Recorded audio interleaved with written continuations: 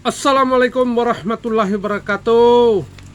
Salam sejahtera bagi kita semua. Semoga kita tetap dalam lindungan Allah Subhanahu wa taala, Tuhan yang Maha Esa. Jumpa kita lagi dengan channel ya yang biasa-biasalah. Agak-agak pedas sedikit lah. Ini baru-baru berita baru muncul juga, baik di media sosial, di media massa, di televisi. Ada satu pernyataan dari seorang mantan presiden kita, yang juga ketua umum partai terbesar di Republik ini sekarang, yaitu PDIP. Nah, siapa beliau? Yaitu Megawati Soekarno Putri. Dalam menyikapi masalah yang sedang hangat-hangat sekarang, yaitu masalah minyak goreng. Nah, jadi pernyataan beliau ini banyak dikritik. Ada yang mengatakan Megawati ini tidak peka terhadap masalah sosial bangsa kita ini. Nah, jadi supaya ingin jelas, nantilah kita kasih pendapat. Jadi saya bacakan sedikit apa pernyataan dari seorang Ibu Mega ini, ya, tentang menyikapi masalah yang terjadi sekarang, itu masalah minyak goreng. Nih, saya tuh sampai ke ngelus dodo, berarti dia ngelus dada lah. Bukan urusan masalah nggak ada atau mahalnya minyak goreng.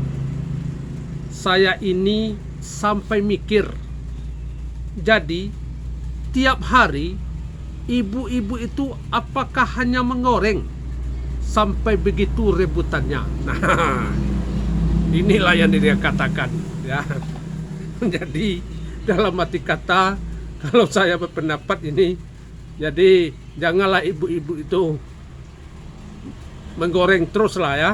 Jadi sesekali juga dia menyarankan sepertinya nih, cobalah direbus, dikukus, atau hingga dirujak. Nah, gitulah. Nah, dengan cara itu maka kelangkaan minyak goreng tidak akan menjadi masalah dan masyarakat menjadi lebih sehat. Nah, itulah. Berarti betul ini Ibu Mega ini nggak peka terhadap masalah sosial kita ini. Tahu dia nggak tidak? Yang mencari minyak goreng, yang membeli minyak goreng itu bukan untuk kebutuhan rumah tangga saja.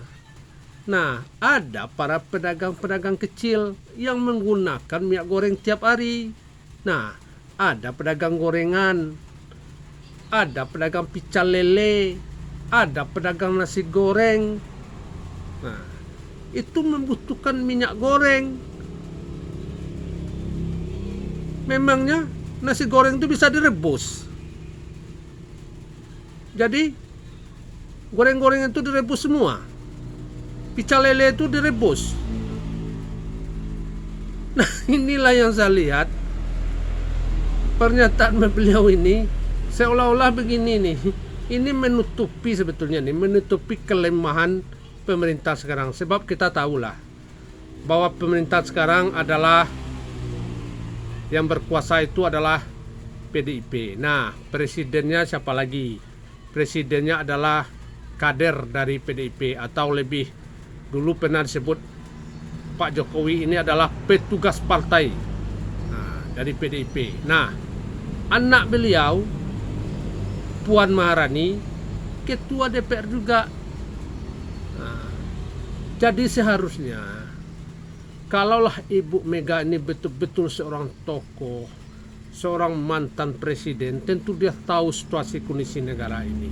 Seharusnya kalaulah Jokowi, Puan Maharani itu adalah kader-kader dari PDIP, beliau panggil, bisa beliau panggil, beliau kasih masukan, cari solusi, cari jalan keluar. Nah, satu lagi, beliau mungkin tidak menonton nih. Seharusnya beliau tontonlah waktu itu, waktu rapat dengar pendapat antara Menteri Perdagangan dengan DPR. Nah, Kan sudah terbuka permasalahannya. Minyak goreng ini. Minyak goreng ini nggak ada langkahnya. Banyak minyak goreng ini di negara kita ini. Stok banyak. Cuma itulah yang dikatakan oleh Menteri Perdagangan, diakui oleh Menteri Perdagangan. Apa itu? Banyaknya tangan-tangan kotor para pengusaha, atau lebih kita kenal ada mafia minyak goreng bermain di negara kita ini. Nah, pemerintah tidak sanggup untuk mengatasi itu. Berarti apa? Berarti inilah kelemahan dari pemerintahan. Siapa pemerintahannya? Yaitu pemerintahannya Jokowi. Siapa Jokowi? Kader PDIP atau petugas partai dari PDIP. Nah, diakui sendiri oleh Menteri Perdagangan bahwa tidak sanggup melawan para pengusaha-pengusaha nakal di bidang minyak goreng. Minyak goreng ini banyak. Bu Mega, kami rakyat ini sudah tahu betul, tidak mungkinlah minyak goreng ini langka di negara kita. Minyak goreng itu banyak. Nah, seharusnya minyak goreng itu murah, mudah didapat. Kenapa? Karena rakyat sudah tahu bahwa negara Republik Indonesia ini adalah negara penghasil sawit terbesar di dunia. Jadi nggak ada istilahnya minyak goreng itu langka. Nggak ada minyak goreng itu susah mencarinya. Seharusnya murah. Lihatlah negara-negara penghasil minyak. Contoh Arab. Arab itu penghasil minyak bumi. Susah minyak di negaranya. Susah rakyat dapat minyak. Tidak. Lihat yang dekat aja. Brunei Darussalam. Penghasil minyak. Susah nggak rakyat dapat minyak? Tidak, karena minyak itu banyak. Jadi Indonesia seharusnya tidak susah dapat minyak, karena minyak itu banyak. Nah, inilah yang terjadi.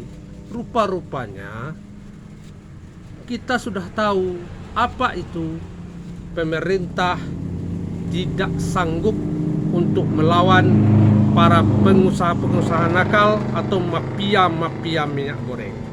Nah, inilah kelemahan kita sekarang.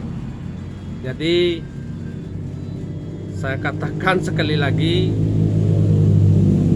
masalah minyak goreng saja tidak selesai oleh pemerintahan Jokowi ini.